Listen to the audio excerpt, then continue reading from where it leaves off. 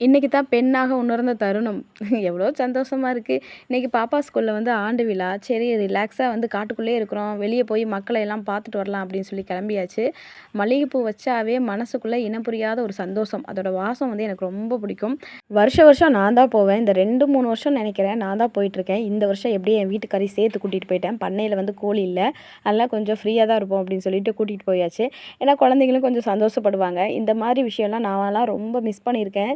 என்னோட ஸ்கூல் ஃபங்க்ஷனா இருக்கட்டும், எதுக்குமே எங்க வீட்ல யாரும் வந்ததில்ல. ஏன்னா வர முடிய சிச்சுவேஷன் இல்ல. சிங்கிள் பேரண்ட்னால எல்லாத்துக்குமே வந்து நானா போய், நானா தனியா உட்காந்து, தனியா வர மாரி தான் இருக்கும். ஆனா, இப்ப என் குழந்தைகளுக்கு நாங்க 2 பேருமே இருக்கோம். 2 பேருமே போறோம் அப்படின்னு நினைக்கும்போது ரொம்ப சந்தோஷமா இருக்கு. 2 பேருக்குமே ரொம்ப சந்தோஷம். அம்மா, அப்பா 2 பேருமே வந்திருக்காங்க அப்படின்னு சொல்லிட்டு, எப்படியோ வந்து இன்னைக்கு டேய வந்து முடிச்சாச்சு. இன்னைக்கு கொரியர் வேலையும் இருந்துச்சு. சரி வெள்ளிக்கிழமை கொஞ்சம் பெண்டிங்கில வைப்போம் அப்படின்னு சொல்லிட்டு செடி விதைகள்லாம் எதுவுமே போடல.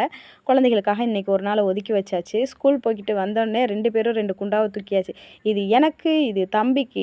எனக்கு வந்து இது ஃபர்ஸ்ட் ப்ரைஸுக்கு குடுத்தது. இந்த குண்டா வந்து தம்பிக்கு செகண்ட் ப்ரைஸுக்கு குடுத்ததுன்ட்டு 2 பேரும் பிரிச்சுக்கிட்டு இருந்தாங்க. இதெல்லாம் பார்க்கும்போது நம்மளோட சின்ன வயசு டிஃபன் ஞாபகம் தான் வருது. டான்ஸ் ஆடுனோனே டிஃபன் பாக்ஸ் குடுப்பாங்க. அது என்னமோ மெடல் வாங்குன மாரி ஒரு சந்தோஷமா இருக்கும். அந்த சந்தோஷம் தான் என் குட்டீஸ்களுக்கும்.